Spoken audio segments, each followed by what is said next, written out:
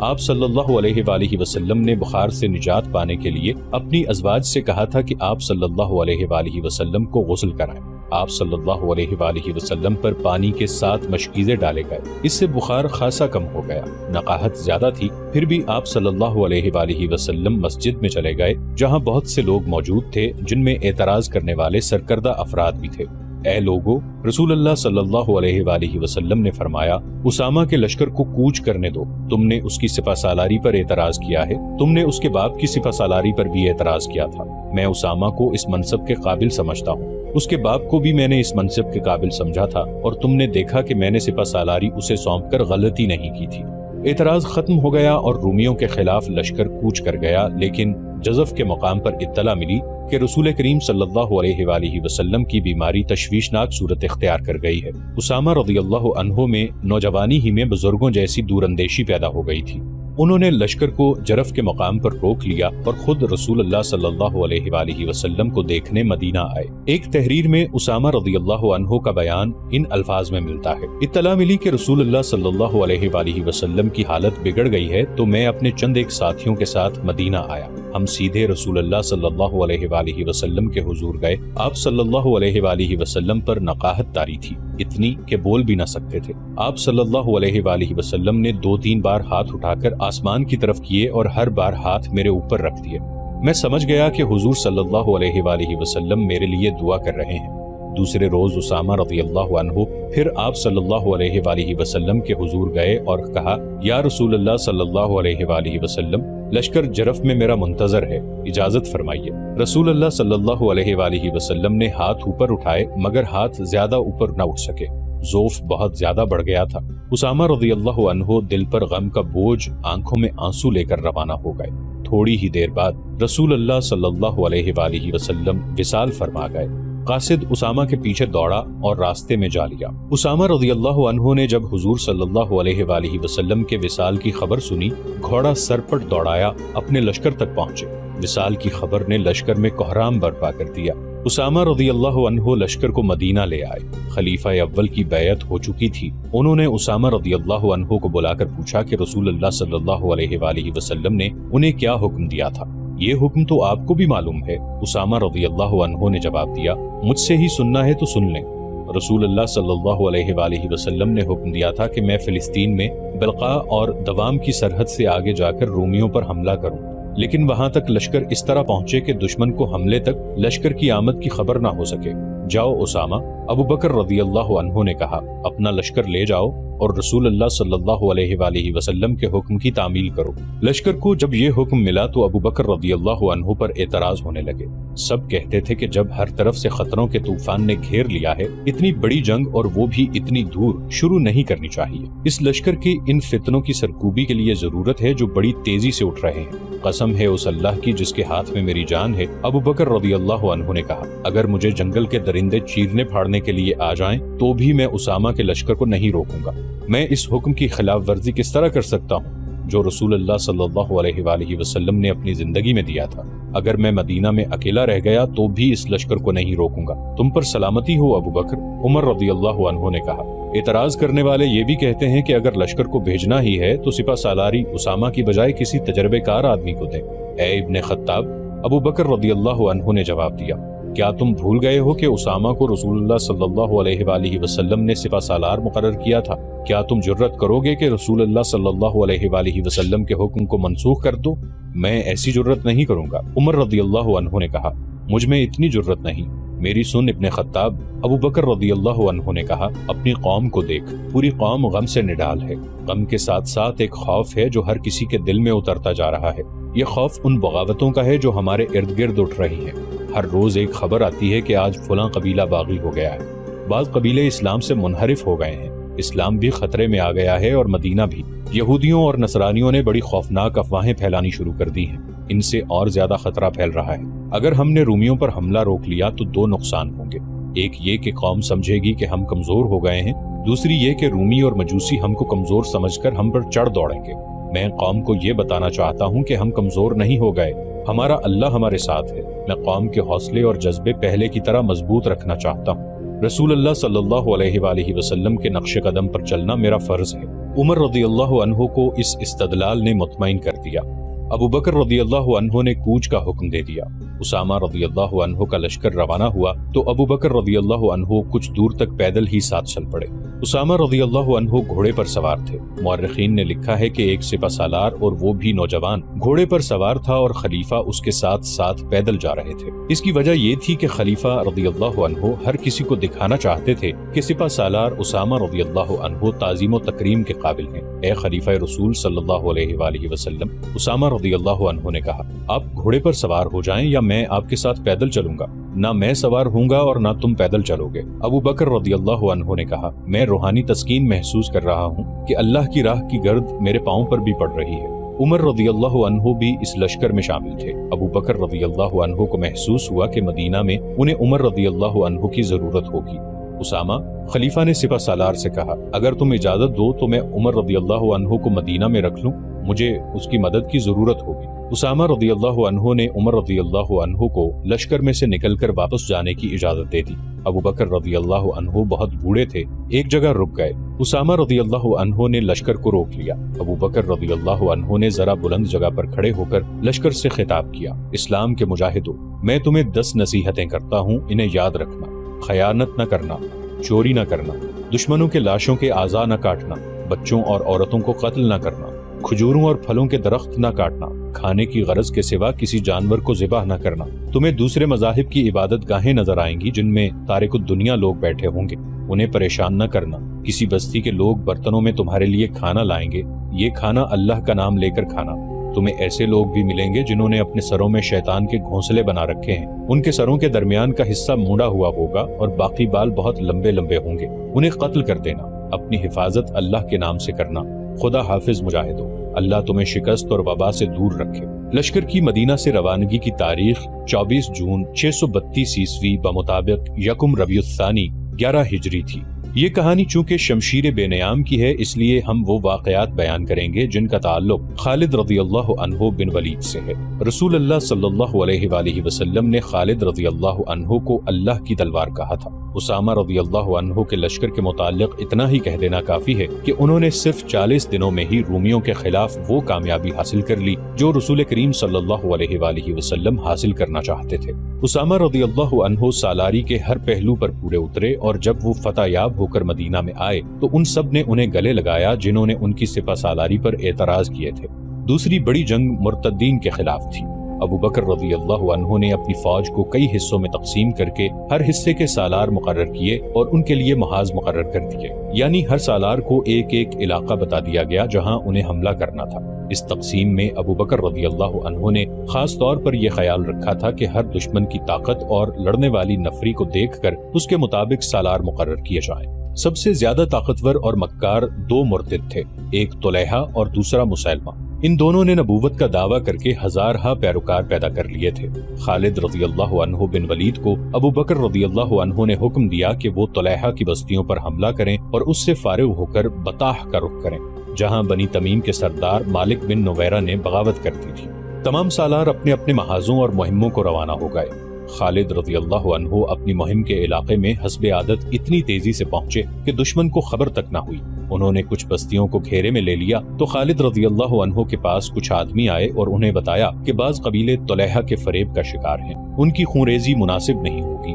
اگر خالد رضی اللہ عنہ ذرا انتظار کریں تو قبیلہ طی کے کم و بیش 500 آدمی خالد رضی اللہ عنہ کے دستے میں شامل ہو جائیں گے۔ خالد رضی اللہ عنہ نے انتظار کیا اور یہ آدمی قبیلہ طی کے 500 آدمی لے آئے جو طلیحہ کے قبیلے اور اس کے زیر اثر قبیلوں کے خلاف لڑنے پر آمادہ تھے۔ وہ مسلح ہو کر آئے تھے۔ اسی طرح قبیلہ جدیلہ بھی خالد رضی اللہ عنہ کے ساتھ مل گیا۔ طلیحہ کو پتہ چلا تو وہ بہت گھبرا گیا، لیکن ایک شخص انیہ نے اس کا ساتھ دیا۔ وہ بنی فرازہ کا سردار تھا۔ اس کے دل میں مدینہ والوں کے خلاف اتنا اناد بھرا ہوا تھا کہ اس نے اعلان کر دیا کہ وہ مدینہ والوں کی حکومت کو کسی قیمت پر تسلیم نہیں کر سکتا۔ غزوہ احزاب میں جن 3 لشکروں نے مدینہ پر حملہ کرنے کا منصوبہ بنایا تھا، ان میں سے ایک لشکر کا سالار یہی شخص عینیہ بن حسن تھا۔ رسول کریم صلی اللہ علیہ وآلہ وسلم نے اپنے اس اصول کے مطابق کہ دشمن کو تیاری کی حالت میں پکڑو، مدینہ سے نکل کر ان تینوں لشکروں پر حملہ کر دیا تھا۔ سب سے زیادہ نقصان عینیہ کے لشکر کو اٹھانا پڑا۔ اس نے مجبور ہو کر اسلام قبول کر لیا تھا، لیکن اسلام کے خلاف سرگرم رہا۔ خالد رضی اللہ عنہ کو پتا چلا کہ طلحہ کے ساتھ عینیہ ہے تو انہوں نے عہد کیا کہ ان دونوں کو نہیں بخشیں گے۔ خالد رضی اللہ عنہ نے پیش قدمی سے پہلے اپنے 2 آدمیوں عکاشہ بن محسن اور ثابت بن اقرم انصاری رضی اللہ عنہ کو لشکر سے آگے بھیج دیا کہ وہ دشمن کی نقل و حرکت یا کوئی اور بات دیکھیں جو لشکر کی پیش قدمی کے کام آ سکے تو پیچھے اطلاع دیں۔ دونوں چلے گئے اور خالد رضی اللہ عنہ اپنے دستوں کے ساتھ آگے بڑھتے گئے۔ بہت دور جا کر ان دونوں میں سے کوئی بھی واپس آتا دکھائی نہ دیا۔ کچھ دور گئے تو 3 لاشیں پڑی ملیں جو خون میں نہائی ہوئی تھیں۔ 2 لاشیں انہی 2 آدمیوں عکاشہ اور ثابت کی تھیں جنہیں خالد رضی اللہ عنہ نے آگے بھیجا تھا۔ تیسری لاش کسی اجنبی کی تھی۔ بعد میں جو انکشاف ہوا طبری اور قاموس کے مطابق کہ یہ دونوں آگے جا رہے تھے، راستے میں انہیں ایک شخص حبال مل گیا۔ ایک مورخ کامل ابن اسیر لکھتا ہے کہ حبال طلحہ کا بھائی تھا، لیکن طبری اور قاموس اسے طلحہ کا بھتیجا لکھتے ہیں۔ عکاشہ اور ثابت نے اسے للکار کر قتل کر دیا۔ اس کی اطلاع طلحہ کو مل گئی۔ وہ اپنے بھائی سلمہ کو اپنے ساتھ لے کر آ گیا۔ عکاشہ اور ثابت ابھی اور آگے جا رہے تھے۔ طلحہ اور سلمہ نے گھات لگائی اور دونوں کو مقابلے کی مہلت دیے بغیر ہی قتل کر دیا۔ خالد رضی اللہ عنہ آگ بگولا ہو گئے اور طلحہ کی بستی پر جا تھمکے۔ عینیہ طلحہ کی فوج کی کمان کر رہا تھا اور طلحہ ایک خیمے میں نبی بنا بیٹھا تھا۔ عینیہ نے مسلمانوں کا قہر اور غضب دیکھا تو اپنے لشکر کو لڑتا چھوڑ کر عینیہ کے پاس گیا۔ وہ طلحہ کو سچا نبی مانتا تھا۔ یا نبی، عینیہ نے طلحہ سے پوچھا، مشکل کا وقت آن پڑا ہے، جبرائیل کوئی وحی لائے ہیں؟ ابھی نہیں، طلحہ نے کہا، تم لڑائی جاری رکھو۔ عینیہ دوڑتا گیا اور لڑائی میں شامل ہو گیا۔ مسلمانوں کا قہر اور بڑھ گیا تھا۔ خالد رضی اللہ عنہ کی چالیں جھوٹے نبی کے لشکر کے پاؤں اکھاڑ رہی تھی۔ عینیہ ایک بار پھر طلحہ کے پاس گیا۔ یا نبی، اس نے طلحہ سے پوچھا، کوئی وحی نازل ہوئی؟ ابھی نہیں، طلحہ نے کہا، تم لڑائی جاری رکھو، وحی کب نازل ہوگی؟ عینیہ نے جھنجلا کر پوچھا، تم کہا کرتے ہو کہ مشکل کے وقت وحی نازل ہوتی ہے، خدا تک میری دعا پہنچ گئی ہے۔ طلحہ نے کہا، وحی کا انتظار رہے۔ عینیہ اپنے لشکر میں چلا گیا، مگر اب اس کا لشکر خالد رضی اللہ عنہ کے گھیرے میں آ گیا تھا۔ عینیہ گھبراہٹ کے عالم میں ایک بار پھر طلحہ کے پاس گیا اور اسے اپنے لشکر کی کیفیت بتا کر پوچھا کہ وحی نازل ہوئی ہے یا نہیں۔ ہاں، طلحہ نے جواب دیا، وحی نازل ہو چکی ہے۔ کیا یہ کہ؟ طلحہ نے جواب دیا، مسلمان بھی جنگ لڑ رہے ہیں، تم بھی جنگ لڑ رہے ہو، تم اس وقت کو کبھی نہ بھول سکو گے۔ عینیہ کو کچھ اور توقع تھی، لیکن طلحہ نے اسے مایوس کر دیا۔ اسے یہ بھی پتا چل گیا کہ طلحہ جھوٹ بول رہا ہے۔ لاریب ایسا ہی ہوگا، عینیہ نے غصے سے کہا، وہ وقت جلد ہی آ رہا ہے جسے تم ساری عمر نہیں بھول سکو گے۔ عینیہ دوڑتا باہر گیا اور چلا چلا کر اپنے قبیلے سے کہنے لگا، اے بنو فرازہ، طلحہ کذاب ہے، جھوٹے نبی کے پیچھے جانیں مت گواؤ، بھاگو، اپنی جانیں بچاؤ۔ بنو فرازہ تو بھاگ اٹھے۔ طلحہ کے اپنے قبیلے کے لڑنے والے لوگ طلحہ کے خیمے کے ارد گرد جمع ہو گئے۔ خالد رضی اللہ عنہ تماشا دیکھنے لگے۔ طلحہ کے خیمے کے ساتھ ایک گھوڑا اور ایک اونٹ تیار کھڑے تھے۔ قبیلہ طلحہ سے پوچھ رہا تھا کہ پھر اب کیا حکم ہے؟ طلحہ کی بیوی جس کا نام نوار تھا اس کے ساتھ تھی۔ طلحہ گھوڑے پر سوار ہو گیا اور اس کی بیوی اونٹ پر چڑھ بیٹھی۔ لوگو، طلحہ نے اپنے قبیلے سے کہا، میری طرح جس کے پاس بھاگنے کا انتظام ہے وہ اپنے بیوی بچوں کو لے کر بھاگ جائے۔ اس طرح اس کذاب کا فتنہ ختم ہو گیا۔ عمر رضی اللہ عنہ کے دور خلافت میں طلحہ نے ان کے ہاتھ پر بیعت کی اور مسلمان ہو گیا تھا۔ خالد رضی اللہ عنہ نے اور کئی قبیلوں کو مطیع کیا اور انہیں ارتداد کی کڑی سزا دی۔ ان پر اپنی شرائط عائد کی۔ اسلام سے جو منحرف ہو گئے تھے انہیں دوبارہ حلقہ بگوش اسلام کیا۔ طلحہ کی نبوت کو بھی خالد رضی اللہ عنہ نے ختم کر دیا اور عینیہ جو یہودیوں سے بڑھ کر مسلمانوں کا دشمن تھا ایسا بھاگا کہ اس نے عراق جا کر دم لیا، مگر اس کا زہر ابھی پیچھے رہ گیا تھا۔ یہ زہر ایک عورت کی شکل میں تھا جو سلمہ کہلاتی تھی۔ اس کا پورا نام ام زمل سلمہ بنت مالک تھا۔ سلمہ بنو فرازہ کے سرداروں کے خاندان کی ایک مشہور عورت ام قرفہ کی بیٹی تھی۔ رسول کریم صلی اللہ علیہ وآلہ وسلم کی زندگی کا واقعہ ہے کہ زید بن حارثہ رضی اللہ عنہ یعنی اسامہ رضی اللہ عنہ کے والد بنی فرازہ کے علاقے میں جا نکلے۔ یہ قبیلہ مسلمانوں کا جانی دشمن تھا۔ وادی القرا میں زید رضی اللہ عنہ کا سامنا بنی فرازہ کے چند آدمیوں سے ہو گیا۔ زید رضی اللہ عنہ کے ساتھ بہت تھوڑے آدمی تھے۔ بنی فرازہ کے ان آدمیوں نے ان سب کو قتل کر دیا اور زید رضی اللہ عنہ کو گہرے زخم آئے۔ وہ گرتے پڑتے مدینہ پہنچ گئے۔ جب ان کے زخم ٹھیک ہو گئے تو رسول اکرم صلی اللہ علیہ وآلہ وسلم نے انہیں باقاعدہ فوجی دستے دے کر بنو فرازہ پر حملے کے لیے بھیجا تھا۔ مسلمانوں نے بنی فرازہ کے بہت سے آدمیوں کو ہلاک اور کچھ کو قید کر لیا۔ جھڑپ بڑی خونریز تھی۔ ان قیدیوں میں فرتا فاطمہ بنت بدر بھی تھی۔ اس عورت کی شہرت یہ تھی کہ اپنے قبیلے کے علاوہ دوسرے قبیلوں کو بھی مسلمانوں کے خلاف بھڑکاتی رہتی تھی۔ اسے مدینہ لا کر سزائے موت دے دی گئی۔ اس کے ساتھ اس کی کم سن بیٹی زمل سلمہ بھی تھی۔ رسول کریم صلی اللہ علیہ وآلہ وسلم نے یہ لڑکی المؤمنین عائشہ صدیقہ رضی اللہ عنہا کے حوالے کر دی۔ اسے پیار سے رکھا گیا مگر وہ ہر وقت اداس رہتی تھی۔ عائشہ صدیقہ رضی اللہ عنہا نے اس پر رحم کرتے ہوئے اس کو آزاد کر دیا، بجائے اس کے کہ سلمہ مسلمانوں کی شکر گزار ہوتی کہ اسے لونڈی نہ رہنے دیا گیا اور اسے آزاد کر کے اونچی حیثیت میں واپس بھیج دیا گیا۔ اس نے اپنے دل میں اپنی ماں کے قتل کا انتقام رکھ لیا اور جنگی تربیت حاصل کرنے لگی۔ وہ سرداروں کے خاندان کی لڑکی تھی، اس میں قیادت کے جوہر بھی پیدا ہو گئے۔ اس نے مسلمانوں کے خلاف ایک لشکر تیار کر لیا اور مدینہ پر حملے کے لیے پر تولنے لگی، مگر مسلمان ایک جنگی قوت بن چکے تھے، اس لیے سلمہ مدینہ کے قریب آنے کی جرت نہ کر سکی۔ اب طلیحہ اور عینیہ کو شکست ہوئی تو سلمہ میدان میں آ گئی۔ اس کی ماں عینیہ کی چچازاد بہن تھی۔ جن قبیلوں نے خالد رضی اللہ عنہ سے ٹکر لی تھی انہیں یہ لڑائی بڑی مہنگی پڑی تھی۔ جو بچ گئے تھے وہ ادھر ادھر بھاگ گئے تھے۔ ان میں غطفان، طئی، بنو سلیم اور حوازن کے بعض سرکردہ لوگ سلمہ کے ہاں جا پہنچے اور عہد کیا کہ سلمہ اگر ان کا ساتھ دے تو وہ مسلمانوں سے انتقام لینے کے لیے جانیں قربان کر دیں گے۔ سلمہ تو موقع کی تلاش میں تھی، وہ تیار ہو گئی اور چند دنوں میں اپنا لشکر تیار کر کے روانہ ہو گئی۔ اس وقت خالد رضی اللہ عنہ بزاخہ میں تھے جہاں انہوں نے طلیحہ کو شکست دی تھی۔ انہیں اطلاع ملی کہ بنو فرازہ کا لشکر آ رہا ہے۔ خالد رضی اللہ عنہ نے اپنے دستوں کو تیار کر لیا۔ جس طرح سلمہ کی ماں اپنی جنگی اونٹ پر سوار ہو کر لشکر کے آگے آگے چلا کرتی تھی، اسی طرح سلمہ بھی اپنے لشکر کے آگے آگے تھی۔ اس کے ارد گرد 100 شتر سواروں کا گھیرا تھا جو تلواروں اور برچھیوں سے مسلح تھے۔ یہ لشکر جوش و خروش بلکہ قہر اور غضب کے نعرے لگاتا آ رہا تھا۔ خالد رضی اللہ عنہ نے انتظار نہ کیا کہ دشمن اور قریب آئے۔ ان کے ساتھ نفری تھوڑی تھی، وہ دشمن کو اتنی مہلت نہیں دینا چاہتے تھے کہ وہ حملے کی ترتیب یا قلیل تعداد مسلمانوں کو نفری کی افراد کے بلبوتے پر گھیرے میں لینے کی پوزیشن میں آئے۔ خالد رضی اللہ عنہ نے ہلہ بولنے کے انداز سے حملہ کر دیا۔ انہیں معلوم تھا کہ دشمن کا لشکر سفر کا تھکا ہوا ہے۔ خالد رضی اللہ عنہ نے دشمن کی اس جسمانی کیفیت سے بھی فائدہ اٹھایا۔ سلمہ جو 100 جانباز شتر سواروں کے حفاظتی نرغے میں تھی، اشتعال انگیز الفاظ سے اپنے لشکر کے جوش و خروش میں جان ڈال رہی تھی۔ مورخ لکھتے ہیں کہ بنو فرازہ نے خالد رضی اللہ عنہ کو بڑا ہی سخت مقابلہ دیا۔ نفری تھوڑی ہونے کی وجہ سے خالد رضی اللہ عنہ مجبور ہوتے جا رہے تھے اور دشمن کے حوصلے بڑھتے جا رہے تھے۔ سلمہ کی للکار اور الفاظ جلتی پر تیل کا کام کر رہے تھے۔ خالد رضی اللہ عنہ نے سوچا کہ صرف یہ عورت ماری جائے تو بنو فرازہ کے قدم اکھڑ جائیں گے۔